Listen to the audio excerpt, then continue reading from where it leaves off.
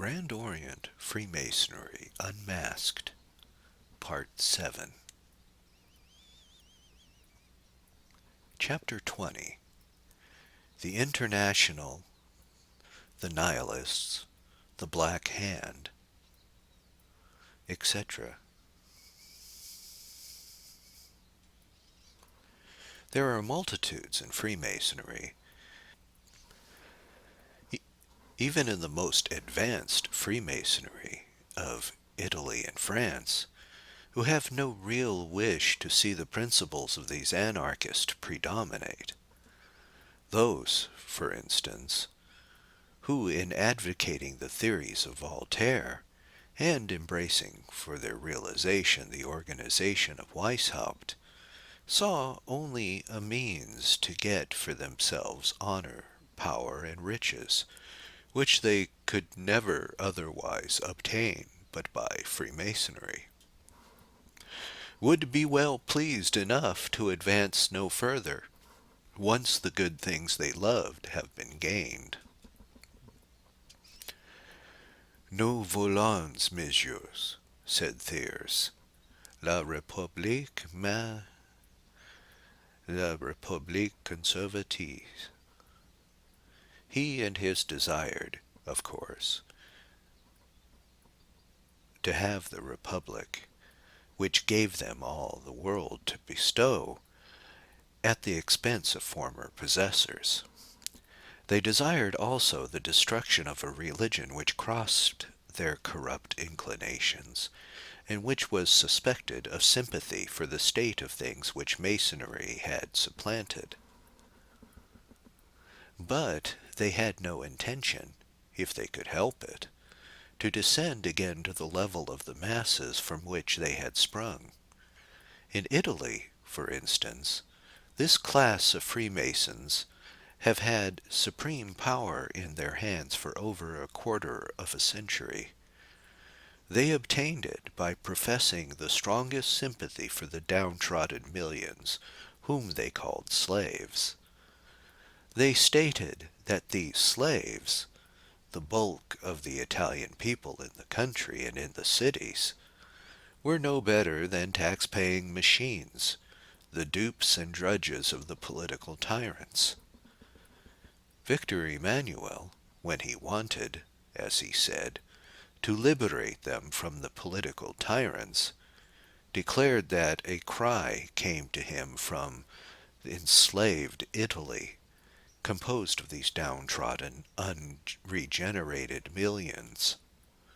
He and his Freemasons and Carbonari, the party of direction and the party of action, therefore drove the native princes of the people from their thrones and seized supreme sway throughout the Italian peninsula. Were the millions of slaves served by the change? The whole property of the church was seized upon. Were the burdens of taxation lightened? Very far from it. The change simply put hungry Freemasons, and chiefly those of Piedmont, in possession of the church lands and revenues. It dispossessed many ancient Catholic proprietors in order to put Freemasons in their stead. But with what consequence to the vast mass of the people, to the peasantry and the working population, some 24 out of the 26 millions of Italian people? The consequence is this, that after a quarter of a century of vaunted regenerated Masonic rule, during which the liberators were at perfect liberty to confer any blessings they pleased upon the people as such, the same people are at this moment more miserable than at any past period of their history, at least since Catholicism became predominant as the religion of the country. If their natural princes ever whipped them with whips for the good of the state, Freemasonry, under the House of Savoy, slashes them with scorpions for the good of the fraternity. To keep power in the hands of the atheists, an army 10 times greater and 10 times more costly than before had to be supported by the liberated people. A worthless but ruinously expensive navy had been created and must be kept by the same unfortunate regenerated people. These poor people, regenerated and liberated, must man the fleets and supply the rank and file of army and navy. They must give their sons, at the most useful period of their lives, to the service of Masonic United Italy.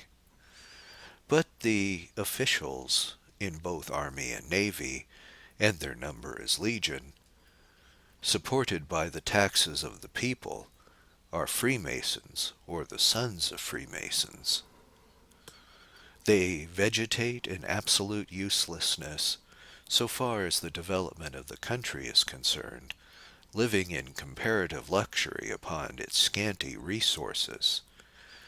The civil service, like the army and the navy, is swelled with government billets out of all proportion to the wants of the people.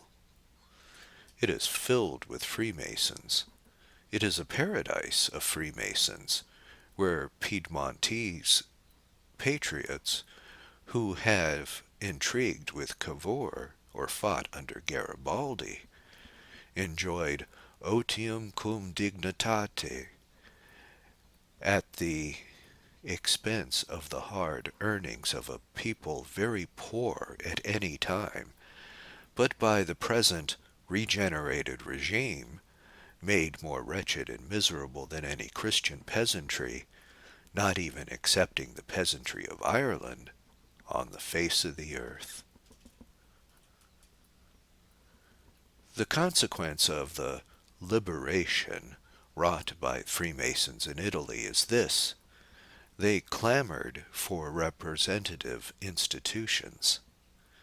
All their revolutions were made under the pretext that these were not granted, and the mass of Italian people, 7/8 of them, are as yet unenfranchised. After a quarter of a century of Masonic supremacy in the land, the Masons represented the lot of the poor man as insupportable, under the native princes. But under themselves the poor man's condition, instead of being ameliorated, had been unspeakably worse. He is positively at present ground down, in every little town of Italy, by insupportable exactions. His former burdens are increased fourfold, in many cases tenfold.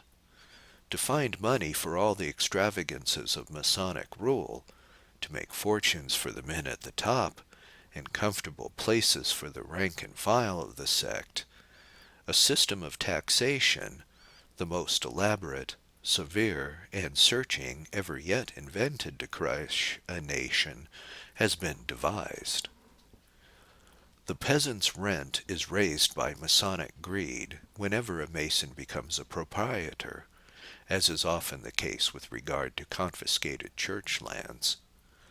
Land taxes cause the rents to rise everywhere. The tenant must bear them. Then every article of the produce of his little rented holding is taxed as he approaches the city gates to sell it. At home his pig is taxed, his dog, if he can keep one, his fowl, his house, his fireplace, his window light, his scanty earnings, titulo servitio, and all especially, and for the poor, heavily taxed. The consequence of this is that a few Italian peasants can, since Italy became united, drink the wine they produce or eat the wheat they grow.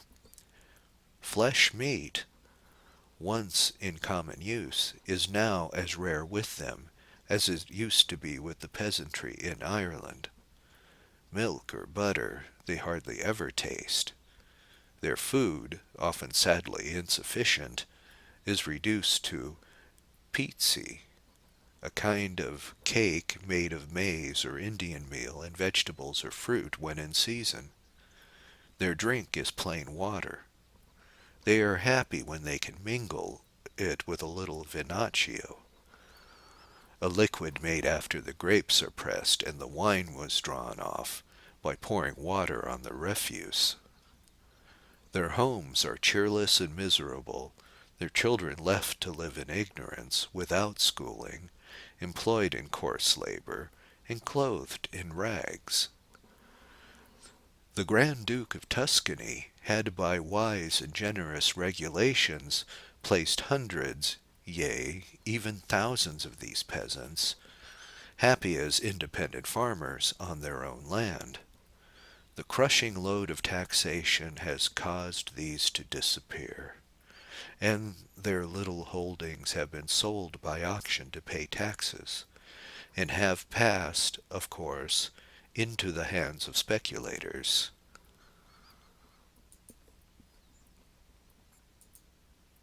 Generally Freemasons, who, when they become landlords, vie with the worst of their class, in Ireland, in greed. In the states of the Church, where the careful, most Christian, and compassionate spirit and legislation of the Vicar of Christ prevailed, the peasantry ate their own bread, drank their own wine, and were decently, nay, even picturesquely clad, as all travelers know, before the liberation of the Masonic Piedmontese. Not a family was without a little hoard of savings for the age of the old, and for the provision and placing in life of the young. Now, gaunt misery, even starvation, is the characteristic of these populations. Only after some 15 years of Masonic rule. The vast revenues of the Church are gone, none know whither. The nation is none the better for them, and the populace, in their dire poverty, can no longer go to the convent gate, where before the poor never asked for bread in vain. The religious, deprived of their possessions and severely repressed, have no longer food to give. They are fast disappearing, and the people already experience that the promises of Freemasonry, like the promises of its real author, are but apples of ashes, given but to lure, to deceive, and to destroy.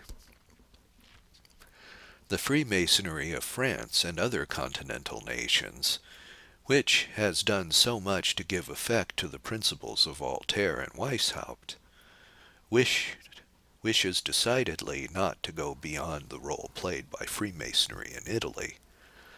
But in France, as in Italy, an inexorable power is behind them, pushing them on, and also fanatically determined to push them off the scene when their time is ripe for doing so. This the Freemasons of Italy well know. This the men now in power in France feel. But if they move against the current coming upon them from the depths of Freemasonry, woe to them. The knife of the assassin is ready.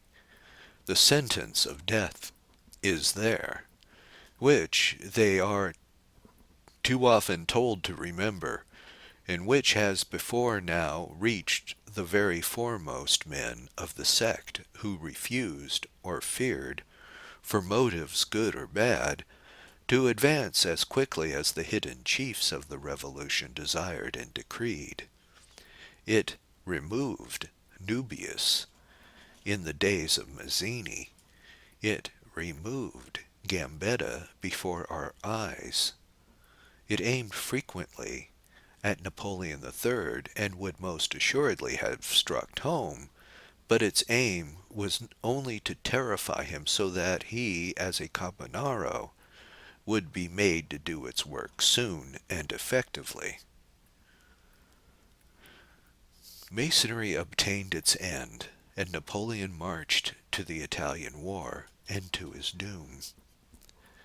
It is this invisible power, this secret, sleepless, fanatical directory, which causes the solidarity most evidently subsisting between Masonry in its many degrees and aspects, and the various parties of anarchists which now arise everywhere in Europe. In the last century, kings, princes, nobles took up Masonry. It swept them all the way before that century closed. In the beginning and progress of this century, the bourgeoisie took it up with still greater zest, and made it all their own.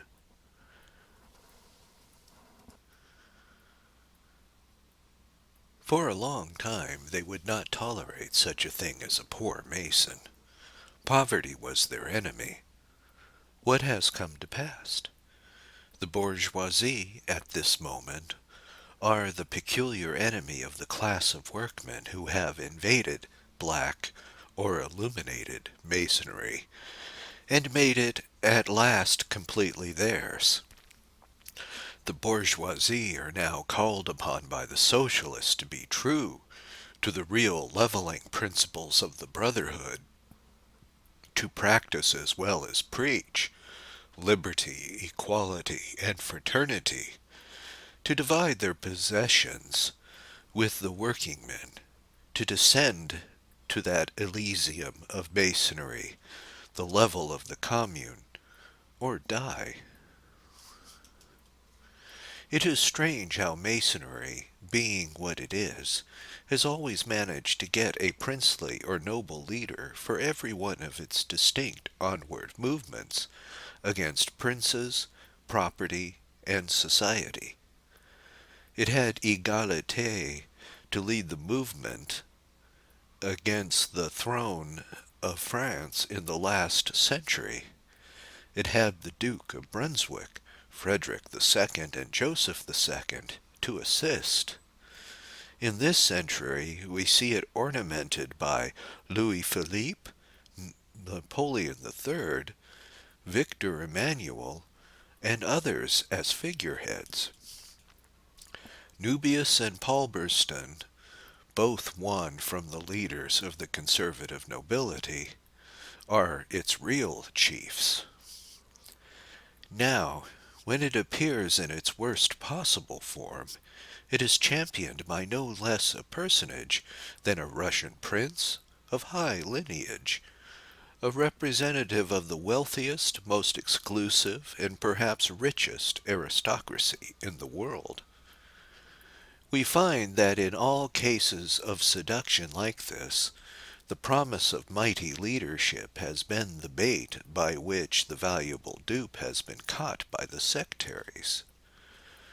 The advice of Piccolo Tigre for the seduction of princes has thus never been without its effect. These new anarchical societies are not merely haphazard associations. They are most ably organized. There is, for instance, in the Internationale, 3 degrees, or rather distinct societies, the one, however, led by the other. First come the International Brethren. These know no country but the Revolution, no other enemy but reaction. They refuse all conciliation or compromise, and they regard every movement as reactionary. The moment it ceases to have for its object, directly or indirectly, the triumph of the principles of the French Revolution, they cannot go to any tribunal other than a jury of themselves, and must assist each other, lawfully or otherwise, to the very limits of the possible. No one is admitted who has not the firmness, fidelity, intelligence, and energy considered sufficient by the chiefs to carry out as well as accept the program of the revolution. They may leave the body, but if they do, they are put under the strictest surveillance, and any violation of the secret or indiscretion damaging to the cause is punished inexorably by death. They are not permitted to join any other society, secret or otherwise, or to take any public appointment without permission from their local committee, and then they must make known all secrets which could directly or indirectly serve the international cause. The second class of internationalists are the national brethren. These are local socialists, and are not permitted even to suspect the existence of the international brethren, who move among them and guide them in virtue of higher degree. They figure in the meetings of the society, and constitute the grand army of insurrection. They are, without knowing it, completely directed by the others. Both classes are formed strictly upon the lines laid down by Weishaupt. The third class compromises all manner of workmen's societies. With these two first mingle, and direct to the profit of the revolution. The death penalty for indiscretion or treason is common in every degree. The Black Hand and the Nihilists are directed by the same secret agency to violence and intrigue. Amongst them, but unknown to most of them, are the men of the higher degrees, who in dark concert easily guide the others as they please. They administer oaths, plan assassinations, urge on to action, and terrorize a whole country, leaving the rank and file who execute these things to their fate. It is unnecessary to dwell longer upon these sectaries, well known by the outrages they perpetrate. These terrible societies are unquestionably connected with, and governed by, the Dark Directory, which now, as at all times since the days of Weishaupt, ruled the secret societies of the world. Mohammedanism permitted the assassins gathered under the Old Man of the Mountain to assist in spreading the faith of Islam by terrorizing its Christian enemies. For a like purpose, whenever it judges it opportune, the dark Alta Vendita employs the assassins wholesale and retail of the secret societies. It believes it can control, when it pleases, these ruthless enemies of the human race.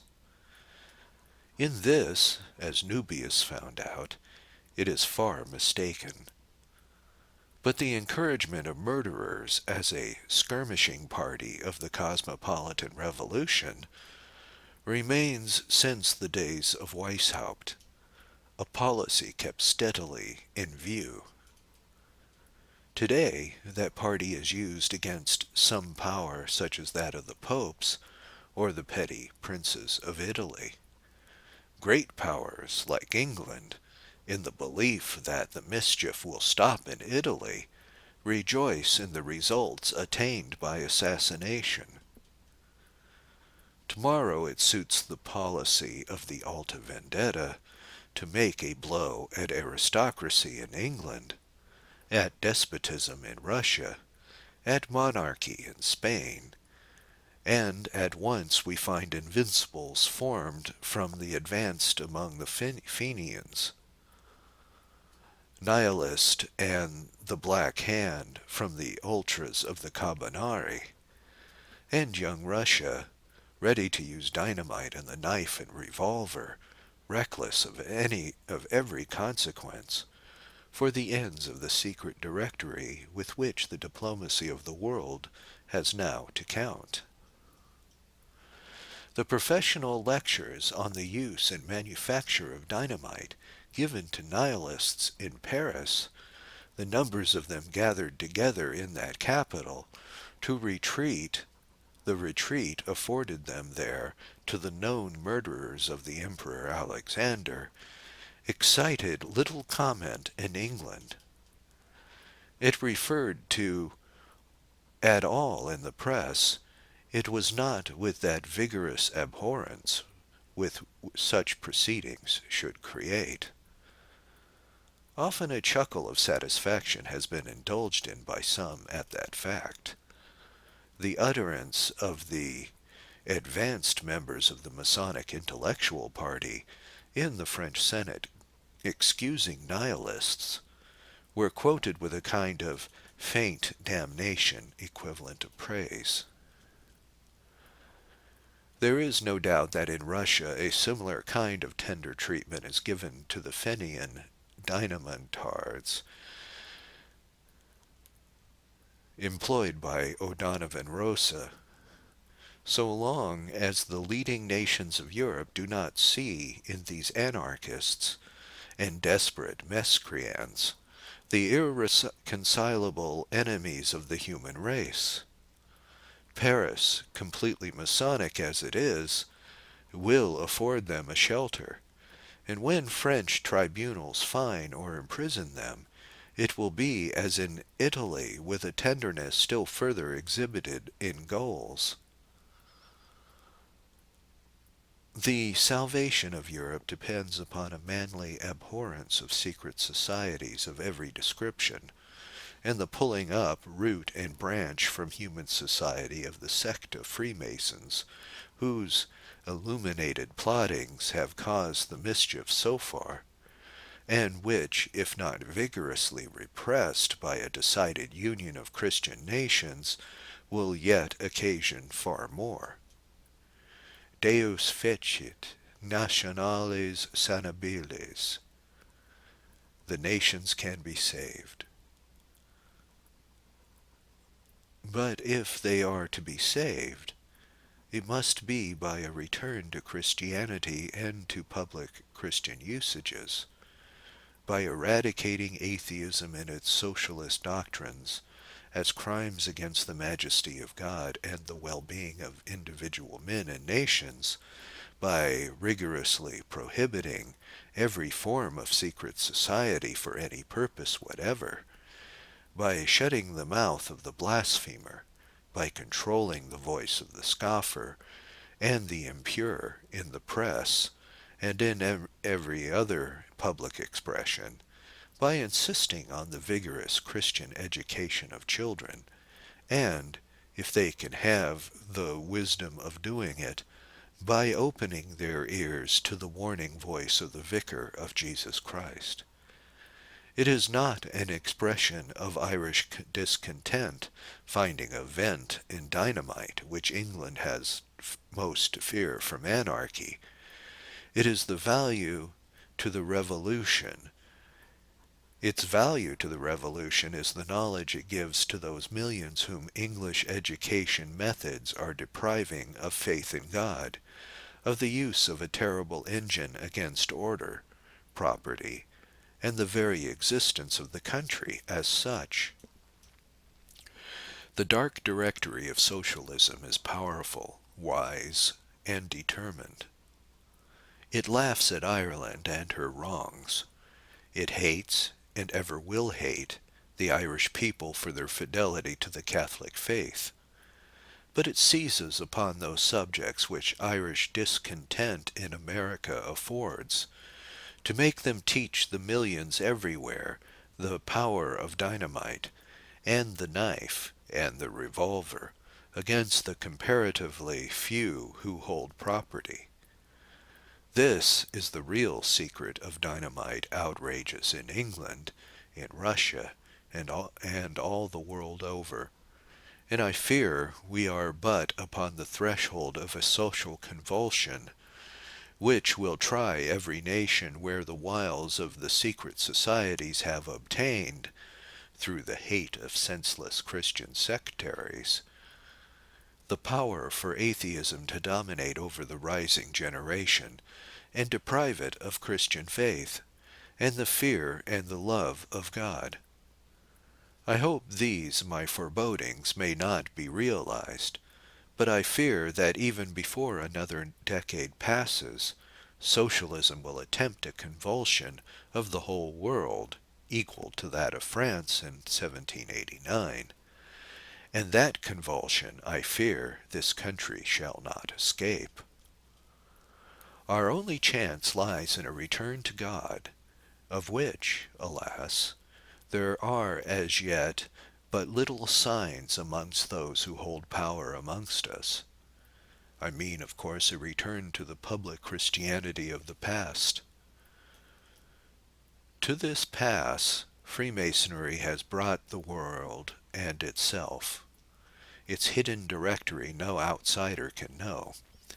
Events may afterwards reveal who they are. Few can tell who is or is not within that dark conclave of lost but able men.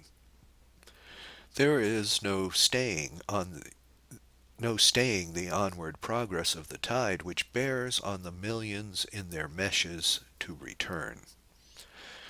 The only thing we can hope to do is to save ourselves from being deceived by their wiles.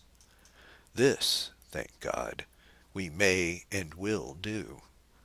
We can, at least, in compliance with the advice of our Holy Father, open the eyes of our own people, of our young men especially, to the nature and atrocity of the evil, that seeing they may avoid the snare laid for them by atheism. To do this with greater effect, we shall now, for a while, consider the danger as it appears amongst ourselves.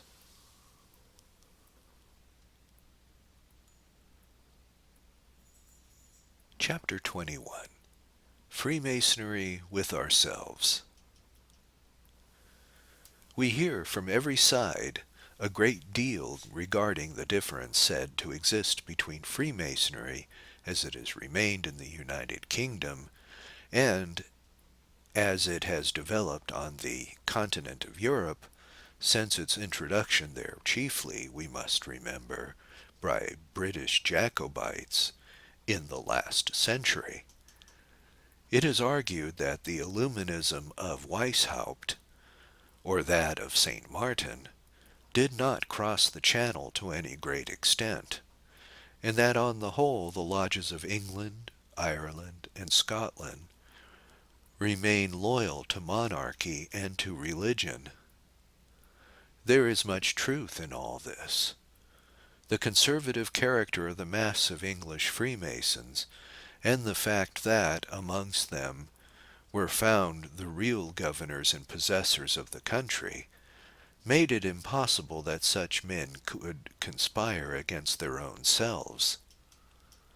But, as I have already shown, the fact that British lodges have always had intercourse with the lodges of the continent makes it equally impossible that some, at least, of the theories of the latter should not have got into the lodges on this side of the water.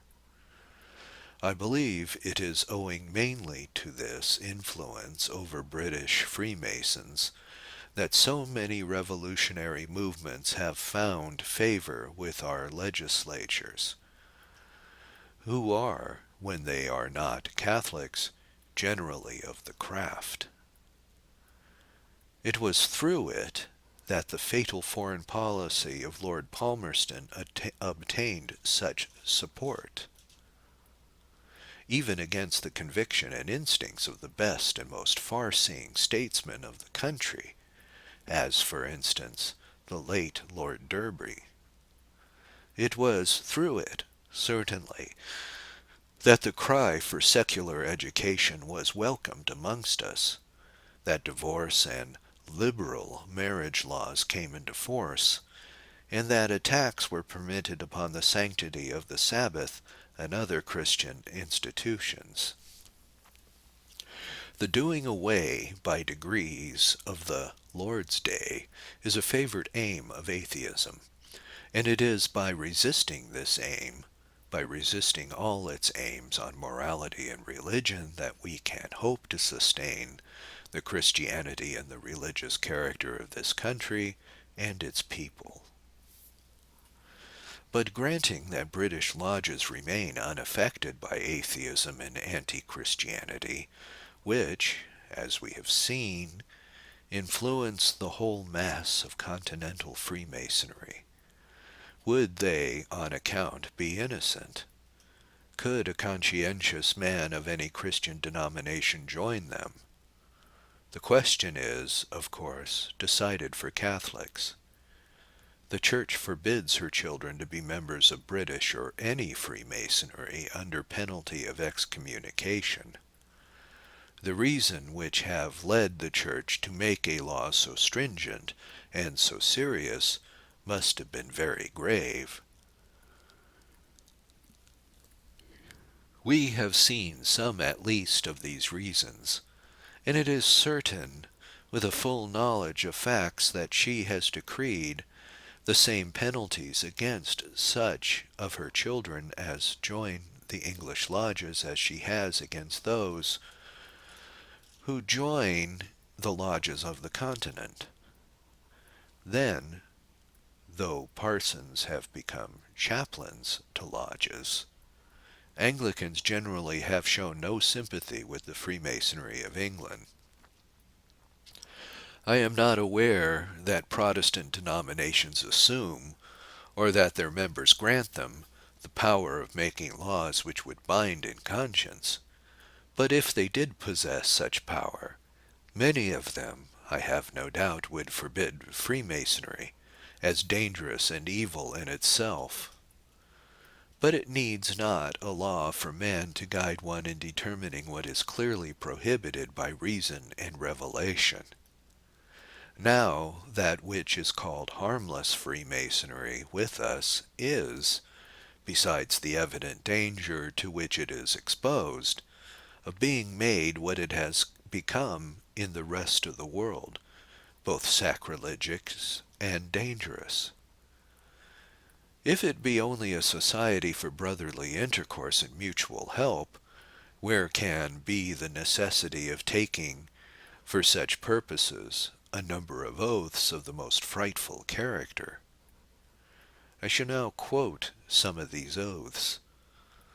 The most ordinary ones taken by every English Freemason who advances to the first 3 degrees of the craft.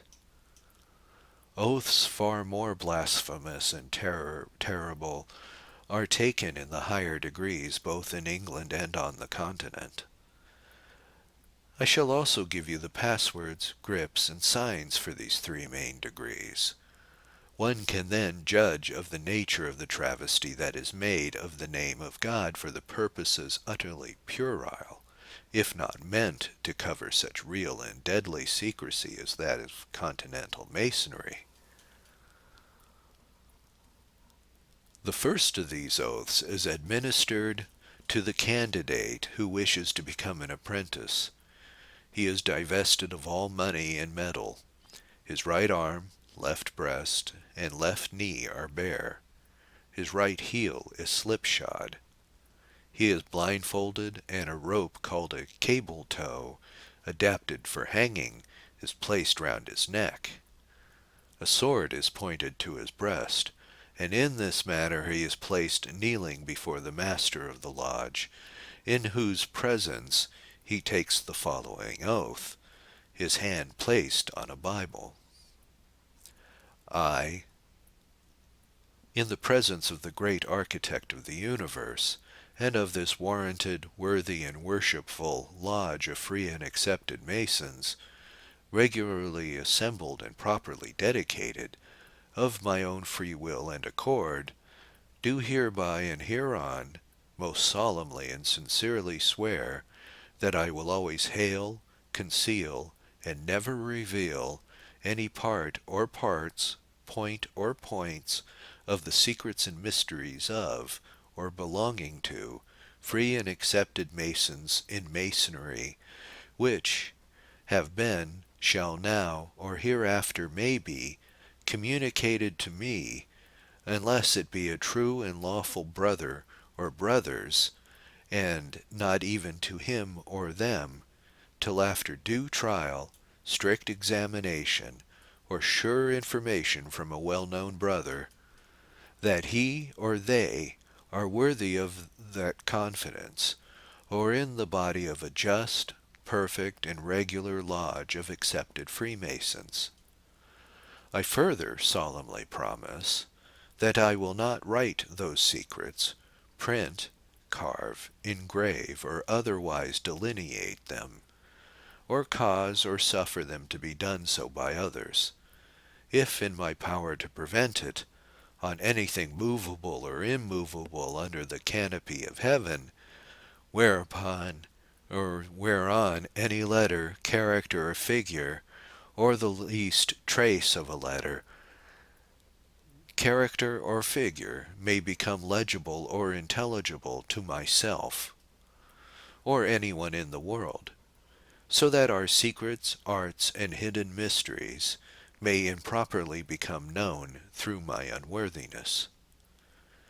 These several points I solemnly swear to observe without evasion, equivocation, or mental reservation of any kind, under no less a penalty on the violation of any of them than to have my throat cut across, my tongue torn out by the root, and my body buried in the sand of the sea at low water mark, or a cable's length from shore, where the tide regularly ebbs and flows twice in the 24 hours, or the more efficient punishment of being branded as a willfully perjured individual, void of all moral worth, and unfit to be received in this warranted lodge, or any other warranted lodge, or society of Masons, who prize an honor and virtue above all the external advantages of rank and fortune. So help me God, and keep me steadfast in this my great and solemn obligation of an entered apprentice Freemason. Worshipful Master, what you have repeated may be considered a sacred promise as a pledge of your fidelity, and to render it a solemn obligation, I will thank you to seal it with your lips on the volume of the sacred law. Kisses the Bible. When the above oath is duly taken, the sign is given. This, for an apprentice, consists of a gesture made by drawing a hand smartly across the throat and dropping it to the side. This gesture has reference to the penalty attached to breaking the oath. The grip is also a penal sign. It consists of a distinct pressure at the top of the right hand thumb to the first joint from the wrist of the right hand forefinger, grasping the finger with the hand. The password is Boaz, and is given letter by letter. There are a number of quaint ceremonial charges and lectures which may be seen by consulting any of the manuals of Freemasonry, which are perfectly given in a treatise by one Carlyle, an atheist, who undertook for the benefit of infidelity to divulge the whole of the mere ceremonial secrecy of English Freemasons, in order to advance the real secret of it all, namely pantheism, or atheism, and hatred for every form of Christianity. The English Freemasons made too much of the ceremonies and too little of atheism, and hence the design of real infidelity to get the real secret into English lodges by expelling the pretended one. The oath of the second degree, that of fellowcraft, is as follows. I, in the presence of the grand geometrician of the universe, and in this worshipful and warranted lodge of fellowcraft Masons, duly constituted, regularly assembled, and properly dedicated, of my own free will and accord, do hereby and hereon most solemnly promise and swear that I will always hail, conceal, and never reveal any or either of the secrets or mysteries of, or belonging to, the second degree of Freemasonry, known by the name of the fellow craft.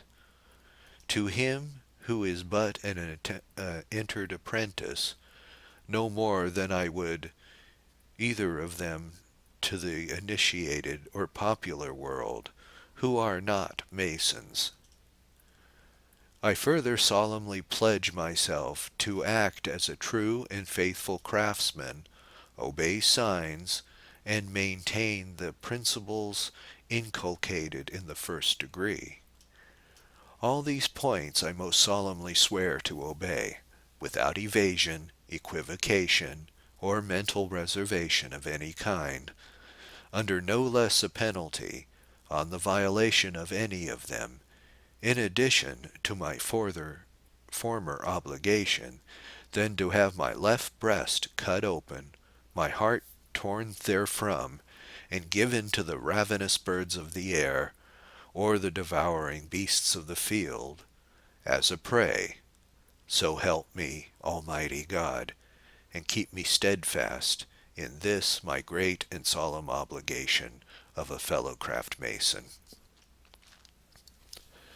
After taking this oath, with all the formality, the fellow craft mason is entrusted with the sign, grip, and password by the master, who thus addresses him. You, having taken the solemn obligation of a fellow craft Freemason, I shall proceed to entrust you with the secrets of this degree. You will advance towards me as at your initiation.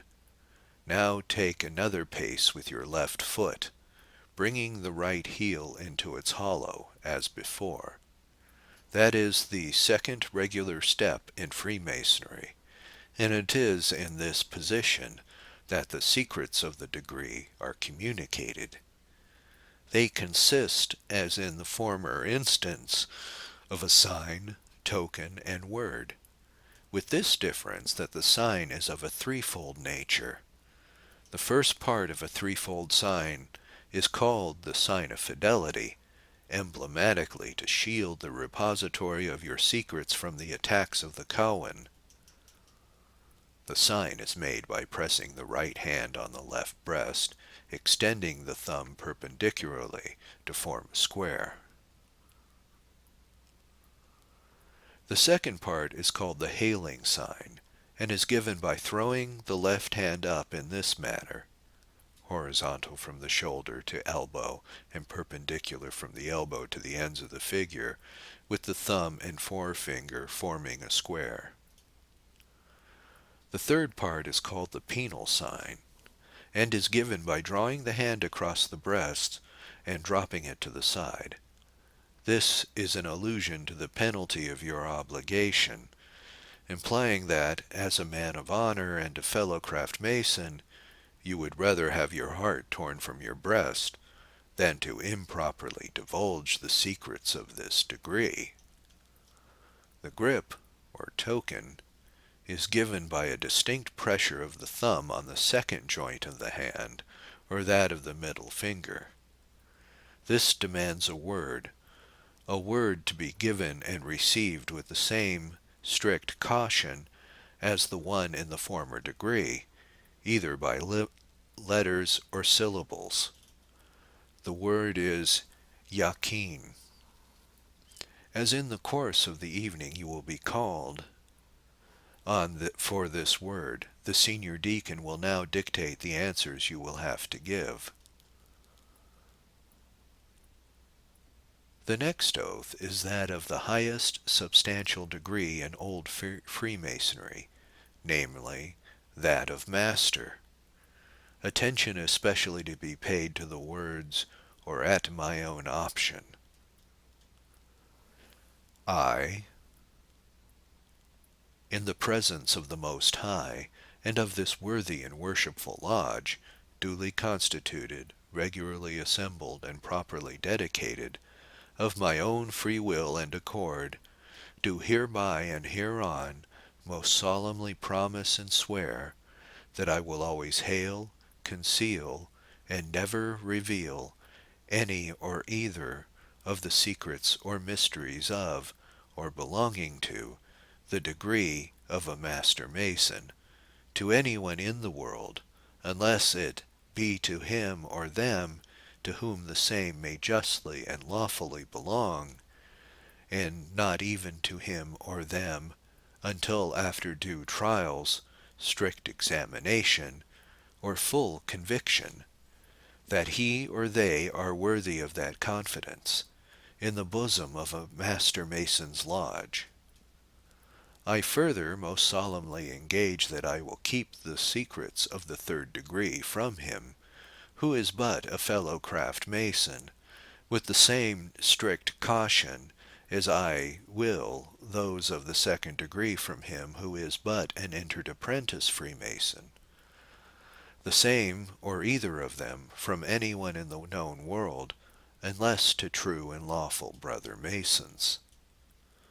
I further solemnly engage myself to advance to the pedestal of the square and compasses, to answer and obey all lawful signs and summonses sent to me from a Master Mason's lodge, if within the length of my cable tow, and to plead no excuse except sickness, or the pressing emergency of my own private or public avocations. I furthermore solemnly pledge myself to maintain and support the 5 points of fellowship, in act as well as in word, that my hand given to a Mason shall be the sure pledge of brotherhood, and that my foot shall traverse through danger and difficulties, to unite with his in forming a column of mutual defense and safety, that the posture of my daily supplication shall remind me of his wants, his necessities, and as far as may fairly be done without detriment to myself or connections, that my breast shall be the sacred repository of his secrets, when delivered to me as such, murder, treason, felony, and all other offenses contrary to the law of God, or to the ordinances of the realm, being at all times most especially accepted, or at my own option. And finally, that I will support a Master Mason's character in his absence as well as I would if he were present. I will not revile him myself, nor knowingly suffer others to do so, but will boldly repel the slander of his good name, and strictly respect the chastity of those that are most dear to him, in the persons of his wife, sister, or his child, and that I will not knowingly have unlawful carnal connection with either of them.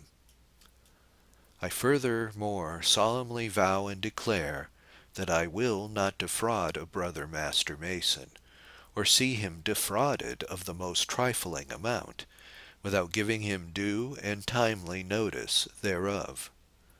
That I will also prefer a brother Master Mason in all my dealings, and recommend him to others, such as lies in my power, so long as he shall continue to act honorably, honestly, and faithfully towards me and others. All these several points I promise to observe, without equivocation or mental reservation of any kind, under no less a penalty, on the violation of any of them, than to have my body severed in two, my bowels torn thereout, and burned to ashes in the center, and whose ashes scattered before the 4 cardinal points of heaven, so that no trace or remembrance of me shall be left among men, particularly among Master Masons. So help me God, and keep me steadfast in this grand and solemn obligation, being that of a Master Mason. A long ceremony follows, in which the newly made master is made to sham a dead man and to be raised to life by the master, grasping or rather clawing his hand or wrist, by putting his right foot to his foot, knee to his knee, bringing up the right breast to his breast, and with his hand over his back. This is practiced in Masonry as the 5 points of fellowship. Then the master gives the signs, grip, and password, saying, "Of the signs, the first and second are casual, the third is penal.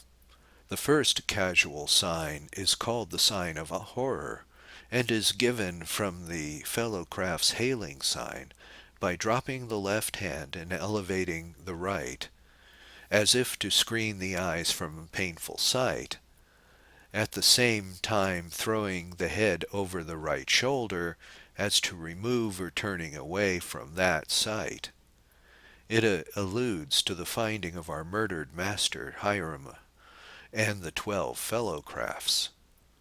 The second casual sign is called the sign of sympathy or sorrow, and is given by bending the head a little forward, and by striking the right hand gently on the forehead.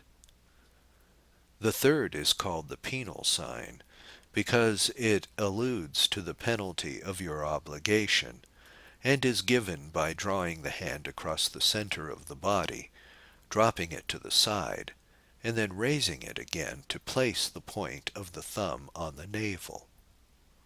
It applies that, as a man of honor and a master mason, you would rather be severed in two than improperly divulge the secrets of this degree. The grip or token is the first of the 5 points of fellowship. The 5 points of fellowship are, first, a grip with the right hand of each other's wrist, with the points of the fingers. Second, right foot parallel with the right foot on the inside. Third, right knee to right knee. Fourth, right breast to right breast. Fifth, hand over shoulder, supporting the back. It is in this position, and this only, except in open lodge. And then, but in a whisper, Mahamon, or Macbenak. The former is the ancient, the latter the modern world. Here, given an idea of the principal ceremonies in making for English Freemasons, I could not in the space I have allotted to myself enter, as I would wish to, upon other features of its ridiculous rites and observances, many of which, in still higher degrees, get a gradually opening, atheistic, and most anti-Christian interpretation. But it will suffice for my purpose to bring the one fact under your observation. In the ceremonies accompanied imitations, many charges are made to the candidates, and lectures and catechizings are given. In these, in the highest degrees, the real secret is gradually divulged in a manner apparently the most simple. For instance, in the degree of the Knights Adept of the Eagle, or the Sun, the Master, in his charge describing the Bible, compass, and square, says, "By the Bible you are to understand that it is the only law you ought to follow. It is that which Adam received at his creation, and which the Almighty engraved in his heart. This law is called natural law, and it shows positively that there is but one God, and to adore only him, without any subdivision or interpolation. The compass gives you the faculty of judging for yourself, that whatever God has created is well, and he is the sovereign author of everything. Existing in himself, nothing is either good or evil, because we understand by this expression an action done which is excellent in itself, is relative, and submits to the human understanding, judging to know the value and price of such action, and that God, with whom everything is possible, communicates nothing of his will, but such as his great goodness pleases, and everything in the universe is governed as he has decreed it with justice, being able to compare it with the attributes of the divinity. I equally say that in himself there is no evil, because he has made everything with exactness, and that everything exists according to his will, consequently, as it ought to be. The distance between good and evil with the divinity cannot be more justly and clearly compared than by a circle formed with a compass. From the points being reunited, there is formed an entire circumference. And when any point in particular equally approaches or equally separates from its point, it is only a faint resemblance of the distance between good and evil, which we compare by the points of a compass, forming a circle, which circle, when completed, is God. From this it will be clear to what the so-called veneration for the Bible and for religion comes to, at last, in all Freemasonry. From apparent agreement with Christianity it ends in atheism. In the essentially Jewish symbolism of Masonry, the Trinity is ignored from the commencement, and God is reduced to a grand architect. The mention of Christ is carefully avoided. By degrees, the Bible is not revelation at all, only the laws written on the heart of every man by the one God. The one God, yet, however, somewhat respected. But in a little while, we find the one God reduced to a very small dimensions indeed. You may judge for yourself by this compass that God exists in himself. Therefore, though it is hard to see the therefore, nothing is either good or evil. Here is a blow at the moral law. Finally, God, spoken of with such respect in all the preceding degrees, is reduced to a nonentity, which circle when completed is God. This is a perfect introduction to Weishaupt's lines, to Weishaupt's pantheism. But the theories of Masonry, however developed, do less practical mischief than the conduct it fosters. The English, happily for themselves, are, in many useful respects, an eminently inconsistent people. The gentry among them can join Freemasonry and yet keep, in the most illogical manner possible, their very diluted form of Christianity. It has been otherwise with more reasoning Continental Masons. They either abandon the craft or abandon their Christianity. But the morality inculcated by Freemasonry has done immense damage in English-speaking countries nevertheless. The very oath binding a Master Mason to respect the chastity of certain near relations of another Master Mason insinuates a wide field for license, and Masons, even in England, have never been the most moral of men. It leads them, we too well know, to the neglect of home duties, and it leads them to an unjust persecution of outsiders for the benefit of craftsmen, a matter more than once complained of as injurious in trade, politics, and social life.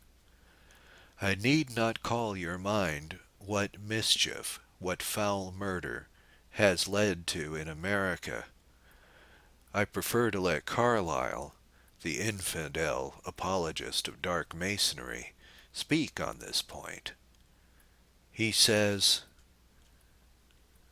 "My exposure of Freemasonry in 1825, exposure in the United States of America, and a Mason there of the name of William Morgan, having announced his intention to assist in the work of exposure, was kidnapped under pretended forms and warrants of law by his brother Masons, removed from the state of New York to the borders of Canada, near the site of Niagara Falls, and there most barbarously murdered." This happened in 1826.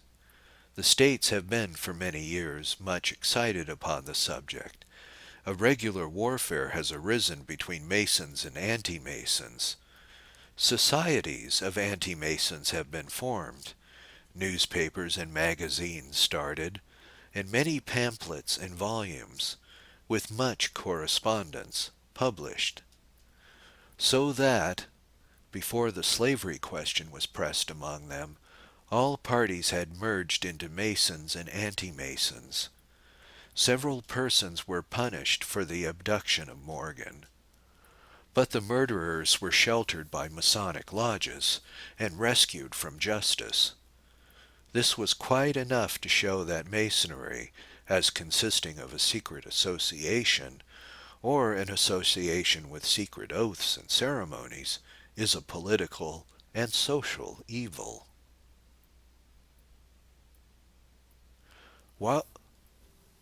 While writing this,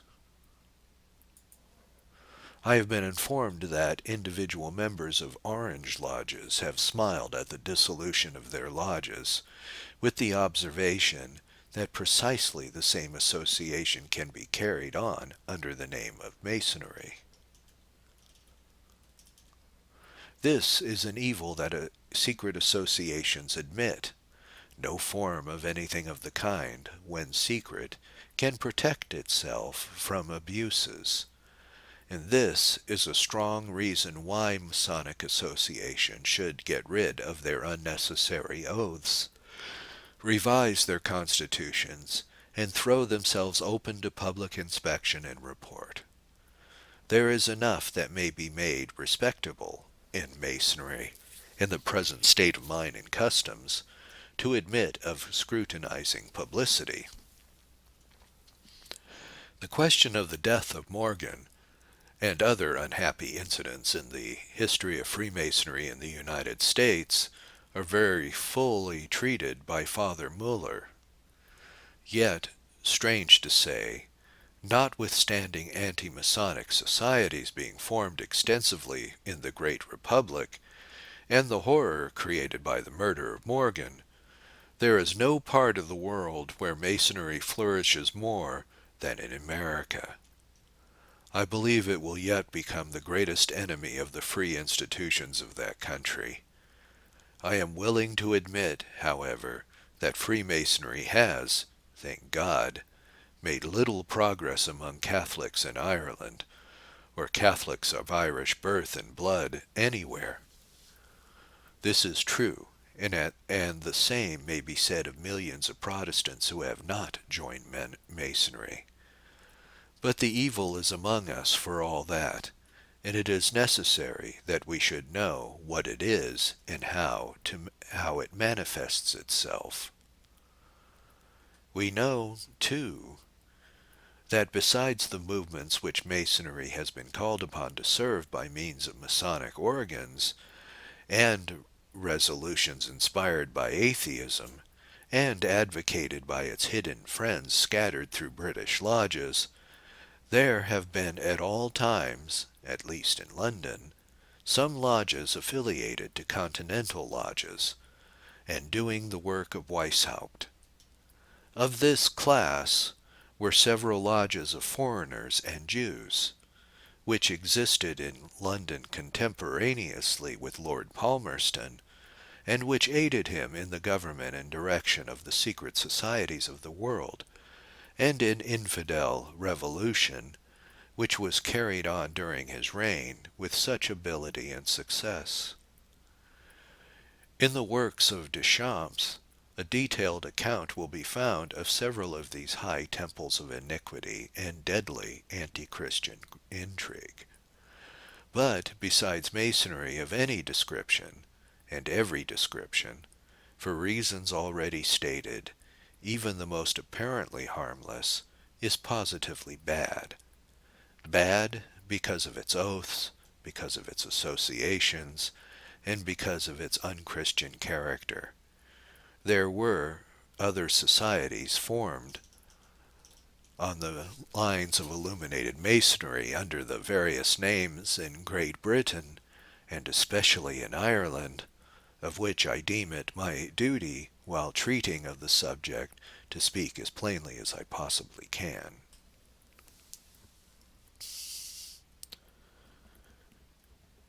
Chapter 22. Fenian Ism. From the establishment of illuminated Masonry, its Supreme Council never lost sight of a discontented population in any part of the earth. Aspiring to universal rule, it carefully took cognizance of every national or social movement along the masses, which gave promise of advancing its aims. It was thus succeeded with the operative and peasant population of France, so as to accomplish the first and every subsequent revolution in that country. The letters of the Alta Vendita, and Piccolo Tigre especially, have carefully had in view the corruption of the masses of working men, so as to de-Christianize them adroitly, and fit and fashion them into revolutionists. Now among all the peoples of the earth, those who most impeded atheistic designs were the Catholics of Ireland.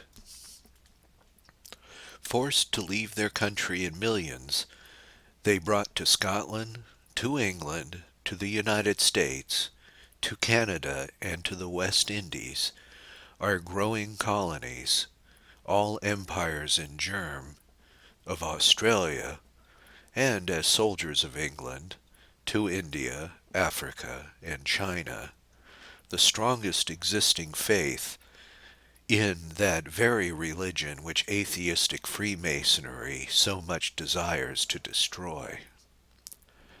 It would be impossible to imagine that the dark directories of the Illuminati did not take careful account of this population, and they did. In the years preceding 1798, they had emissaries, like those set subsequently among the Catholic Carbonari of Naples, active among the ranks of the United Irishmen. France, then completely under the control of the Illuminati, sent aid which she sorely wanted at home, at the instigation of these very emissaries, to found an Irish republic, of course on atheistic lines, upon which all the republics then founded by her arms were established. That expedition ended in failure, but organizations on the lines of Freemasonry continued for many years afterwards to distract Ireland. As in Italy, the Illuminati had taught the peasantry of Ireland how to conspire in secret, oath-bound, and, of course, often murderous, but always hopeless, league against their oppressors. The societies never accomplished one atom of good for Ireland. They did much mischief, but what cared the hidden enemies of religion for the real happiness of the Irish?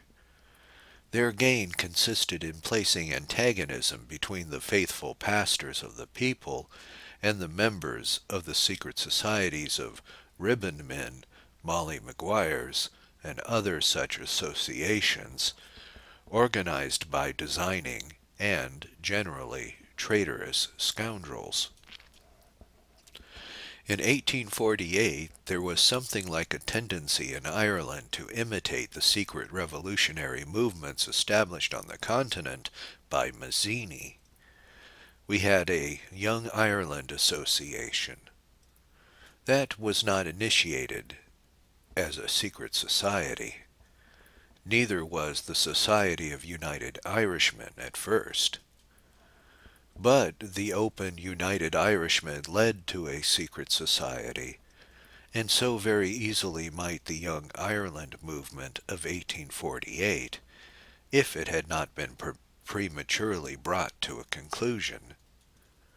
As it was, it led, without its leaders desiring it, indeed against the will of many of them, to the deepest, most cunningly devised, widespread, and mischievous secret organization into which heedless young Irishmen had ever been entrapped. This was the Fenian secret society. We can speak of the action of the originators of this movement as connected with the worst form of atheistic continental secret society organization, for they boasted of having gone over to France to study the plans elaborated by the most abandoned revolutionists of that country. For my own part, I believe that these hot-headed young men, as they were at the time, never took the initiative themselves, but were entrapped into this course of action by agents of the designing directory of the atheistic movement, at that moment presided over by Lord Palmerston himself. That the association of the Fenians should be created and afterwards sacrificed to England would be but in keeping with the tradition of the Alta Vendita, in whose place Lord Palmerston and his council stood.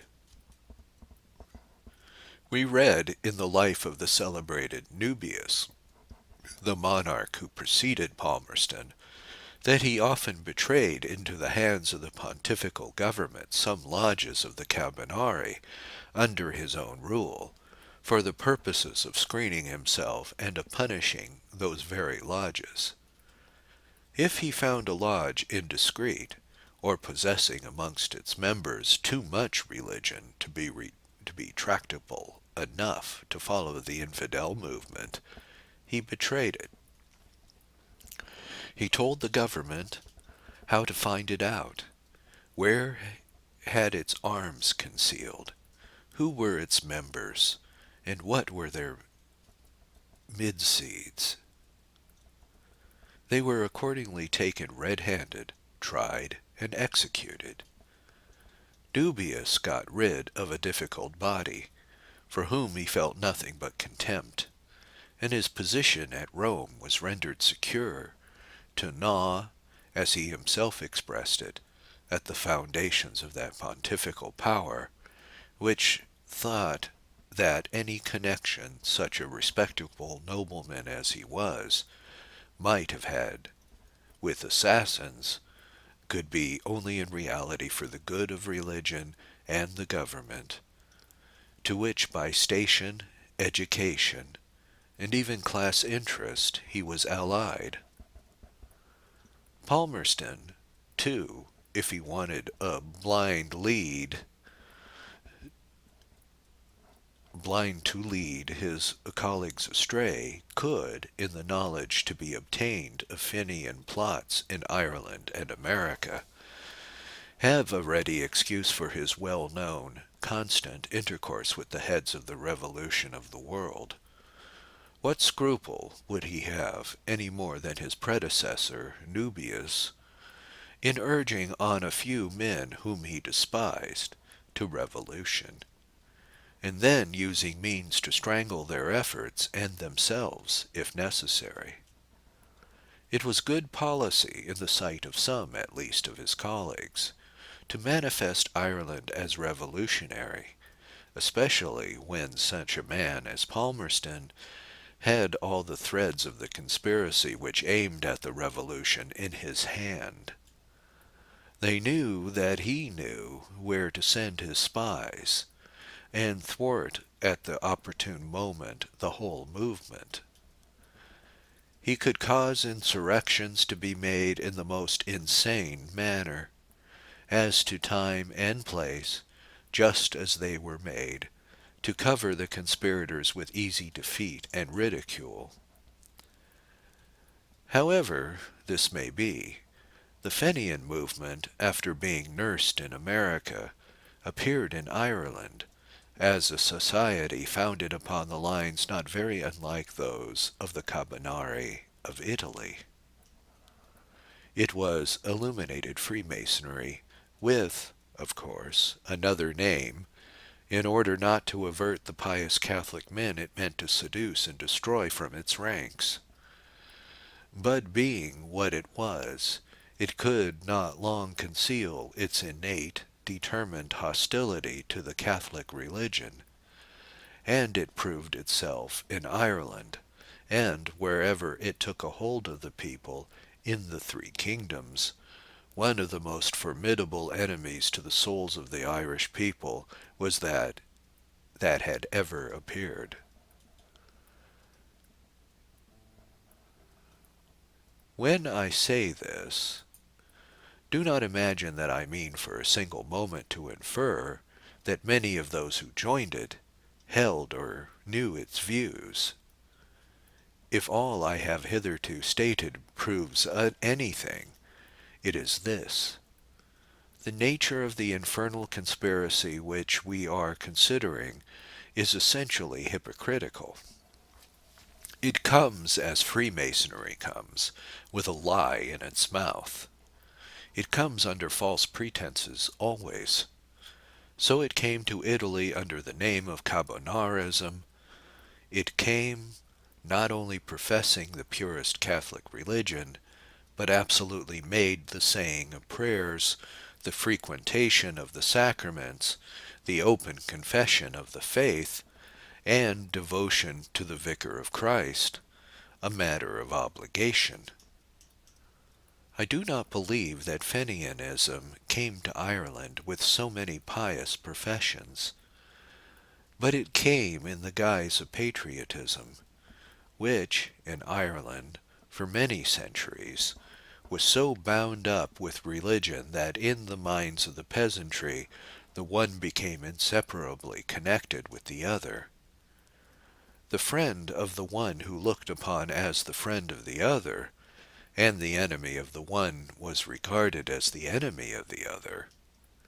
Hence, in the minds of the Irish, in my own boyhood, the French who came over under Hoke were regarded as Catholic. The Irish held that France was then as she was when the wild geese went over to fight for the Bourbons, a Catholic nation.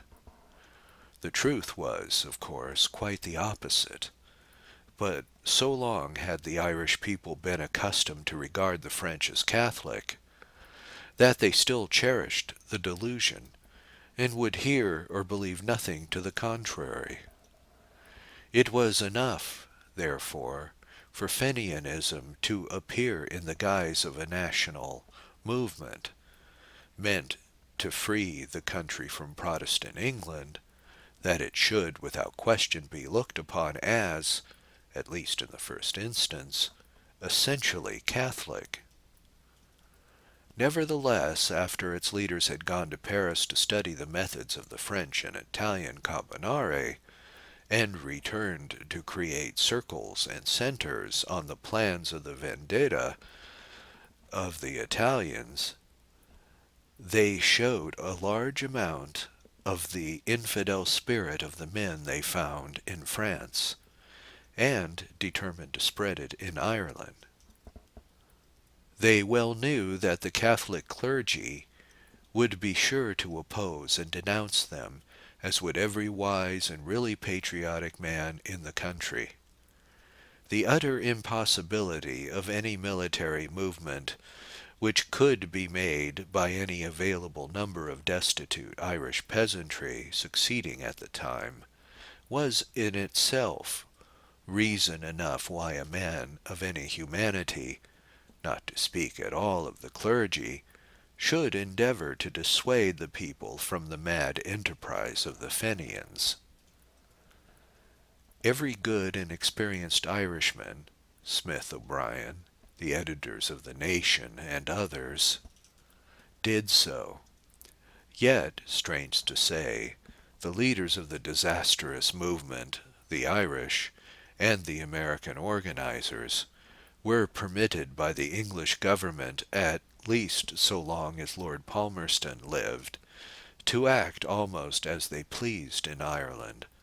The government knew, and that while impotent to injure England, these agitators and conspirators were doing the work which England anti-Catholic hate desired to do, more effectively than any delusion, or bribe, or persecution which heresy had been able to invent. They were undermining the faith of the people and destroying secretly, but surely, that love and respect for the clergy which had distinguished the country ever since the days of St. Patrick. The paper edited by one of these men was circulated for at least 2 years in the homes of nearly all the population.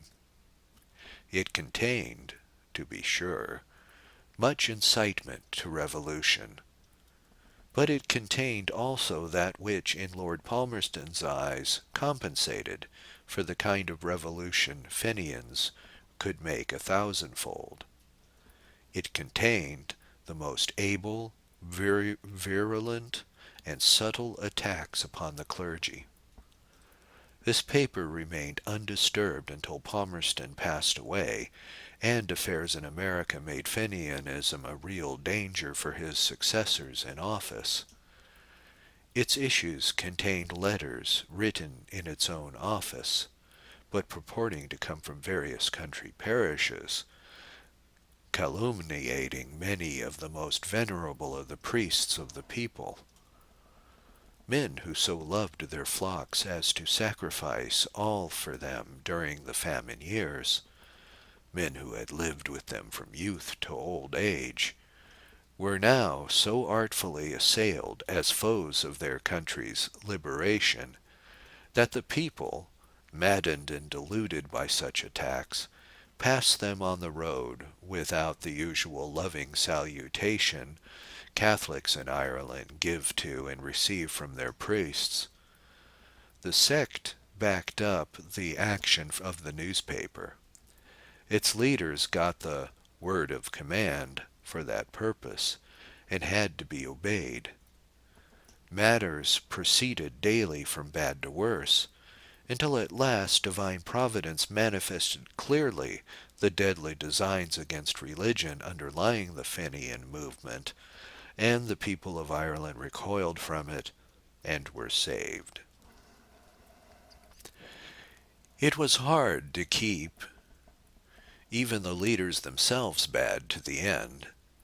At death, a few of them like to face the God they have outraged without reconciliation, but in life these men, like the informers with whom they are so often in alliance, do desperate things to deceive first, and then, for a passing interest, to ruin their unfortunate dupes afterwards.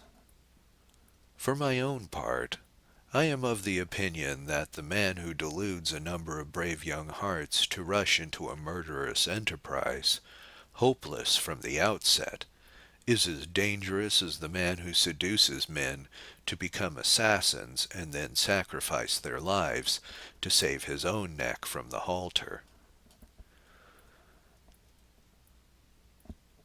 At most, there is but the difference of degree in the guilt and malignity of the leaders who urged on impetuous youth to such risings as those of the snowstorms in 1867, and of the scoundrel who planned assassination, entrapped and excited the same kind of youth to execute it, and then swore their lives away to save himself from his justly deserved doom. I am led to this conclusion inevitably from the account given of the Fenian rising by one of the purest Irish patriots of this century, one just gone amidst the tears of his fellow countrymen, with the stainless name after a career of glorious labor, to his eternal reward. Mr. Alexander M. Sullivan, in his interesting Story of Ireland, says, "There was up to the last a fatuous amount of delusion maintained by the head centre on this side of the Atlantic.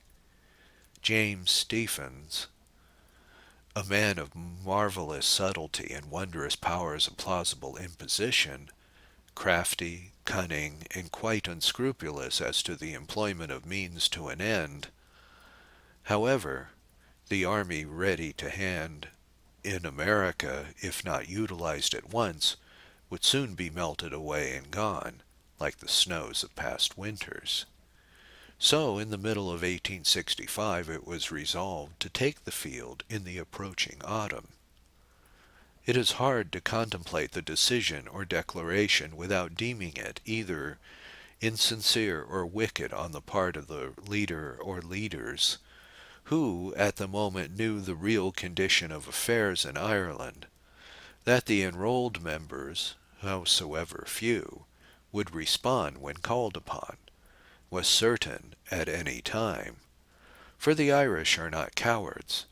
The men who joined this desperate enterprise were sure to prove themselves courageous, if not either prudent or wise. But the pretense of the revolutionary thief, that there was a force able to afford the merest chance of success, was too utterly false not to be plainly criminal.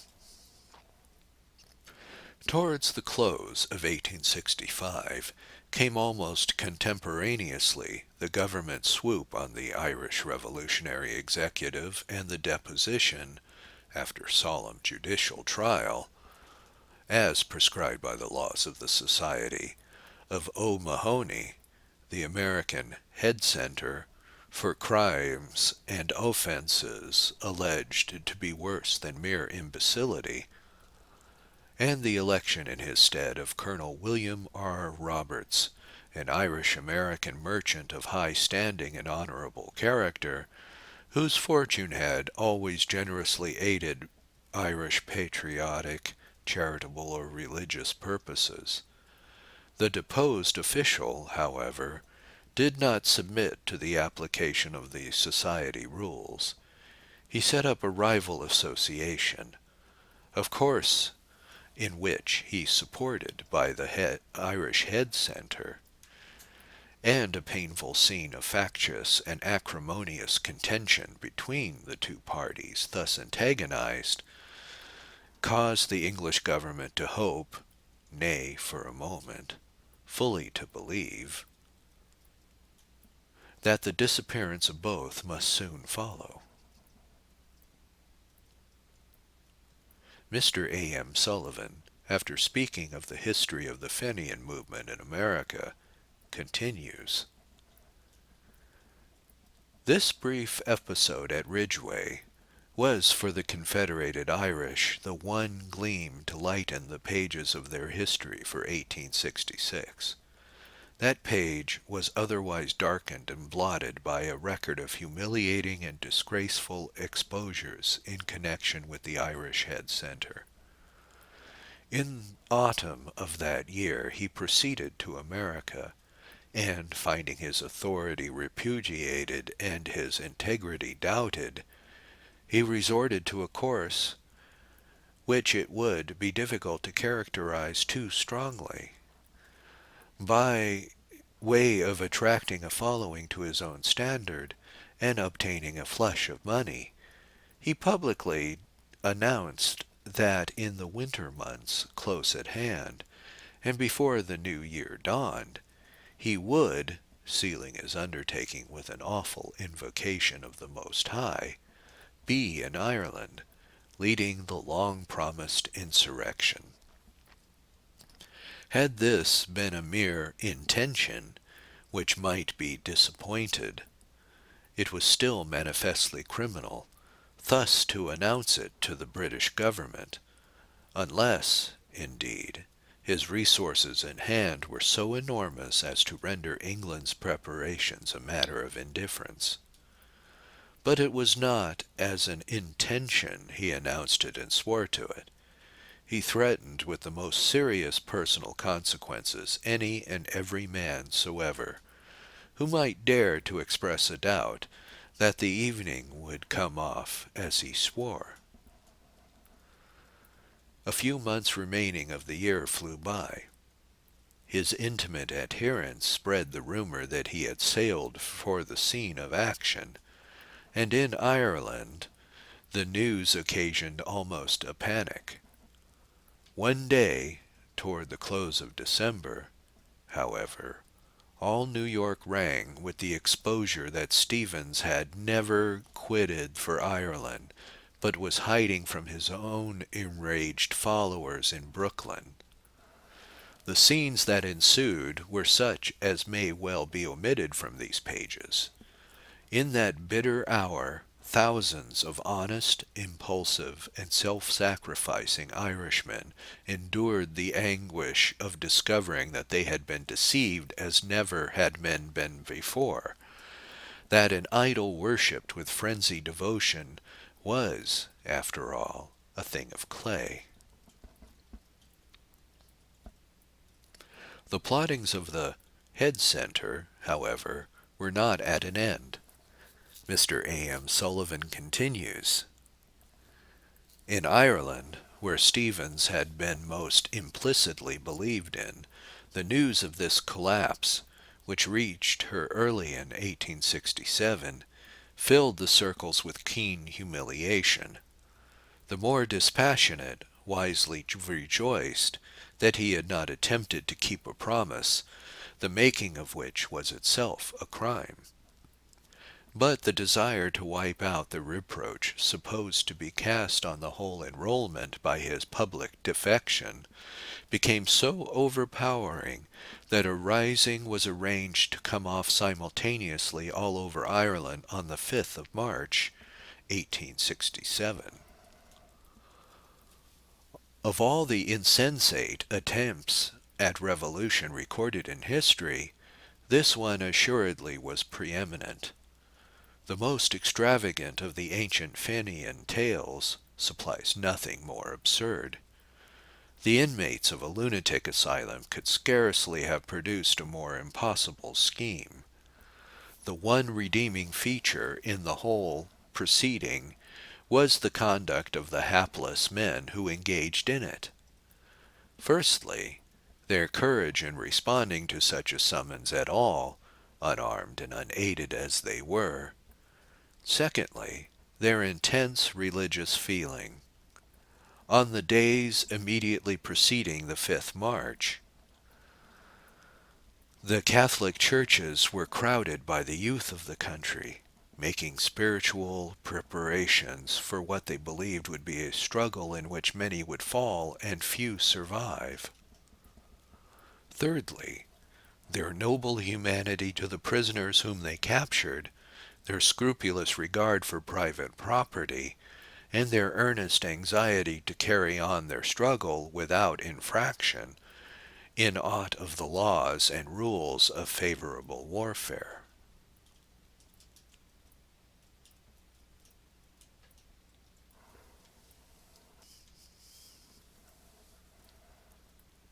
Chapter 23. Conclusion. In conclusion, it is proper that I would say a word to you upon the attitude of the Church at the present moment, in the face of the forces of the organized atheism of the world. That organization has now arrived at the perfection of its dark wisdom, and is making rapid strides to the most complete and universal exercise of its power. It has succeeded. Through it the Church is despoiled. The religious orders are virtually suppressed in nearly every country of Europe. Freemasonry is supreme in the governments of France, Spain, Portugal, Italy, and Switzerland, and works its will in nearly all the republics of Southern America. It rules Germany, terrifies Russia, distracts Belgium, and secretly gnaws at the heart of Austria. Everywhere it advances with rapid strides, both in its secret movements against Catholicism and the Christian religion generally, and in open persecution according to the measure of its opportunity and power. No hope, humanly speaking, appears on the horizon to warrant us at this moment to look for a change for the better. But God has promised never to desert his church. That promise never can be broken. When the darkest hours come, it is not for Catholics to look for dissolution, but for life and hope. The crisis in the conflicts of Christianity is the hour of victory. By his immortal bull, Humanum Genus, Leo XIII has dealt a death blow to the progress of Freemasonry, which exerted the utmost efforts of every kind to keep itself hidden. That it had power to remain hidden is looked upon by some as the most remarkable evidences of its real power. Exposure is its death, the death, at least, of its influence over its intended dupes among Catholics. Therefore comes the word of command to us all: tear off the mask from Freemasonry and make plain to all what it really is. Consequently, it becomes a plain duty, in season and out of season, to expose Freemasonry.